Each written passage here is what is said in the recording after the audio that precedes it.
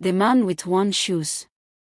In a small village nestled between green hills and long winding rivers, lived a young woman named Adira.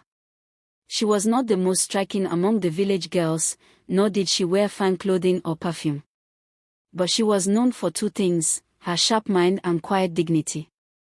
Unlike the other girls who would spend their days polishing their hair with oils or whispering about noblemen and traders, Adira worked in the fields with her mother, stitched clothing for her younger siblings, and read any book she could get her hands on, usually old, torn ones lent by the village schoolmaster. One summer, a newcomer arrived in the village. He called himself Malik, a tall, sundarked man with calloused hands, worn shoes, and an old leather bag slung over his shoulder. He rented a small room from the blacksmith's widow and began helping out with odd jobs around the village, fixing fences, carrying sacks of grain, and cleaning out animal stalls. To most of the villagers, Malik was a mystery. He didn't say much about his past. He seemed kind, but reserved. He always paid in exact change and refused gifts. The village girls, with their silken scarves and painted nails, scoffed at him behind his back. "Probably a poor wanderer," said one. "Look at his shoes," said another. "He has nothing to his name." But Adira was different. One morning, as she was trying to repair the roof of her family's barn, Malik passed by and offered to help. She hesitated but allowed him. To her surprise, he worked quickly and with the skill of someone who had done more than just odd jobs. They began talking. Not about courtship or gossip, but about farming methods, books, trade, and how people often judged others by appearances. Malik would often sit on the stone wall beside her as she worked, sharing dried dates or cold bread. In time, a quiet friendship blossomed. One evening, at the village square during the annual harvest festival, the village chief stood to announce news. "There is a wealthy man," he said, "who owns much land and trade in the cities beyond the hills. He has sent word, he is looking for a wife, not from the city, but from a village.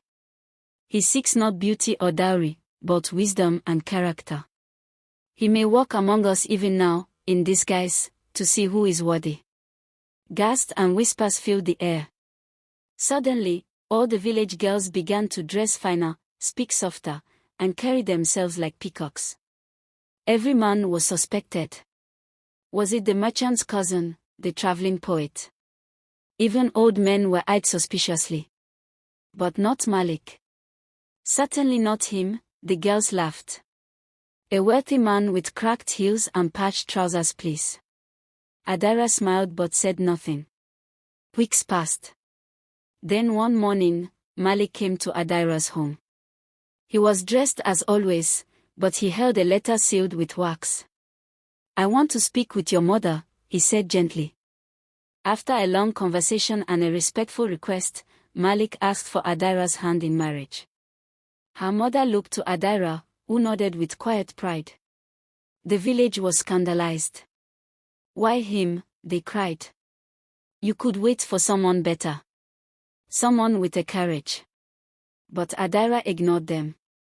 She saw in Malik what others didn't: kindness, strength, intelligence, and integrity. They were wed modestly, under a fig tree, with only close friends and family.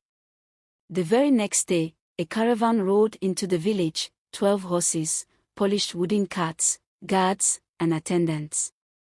At the front rode a man in rich robes and polished boots. It was Malik. Only now, he wasn't Malik. He was Malik Rashid, a renowned merchant lord who owned spice routes stretching across 3 kingdoms. He had built schools, repaired wells, and traded with princes. The villagers stood in stunned silence. Malik took Adira's hand and turned to them.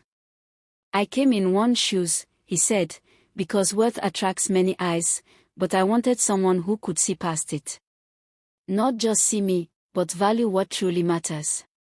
From that day on, Adira and Malik lived between their estate and the village, never forgetting where she came from.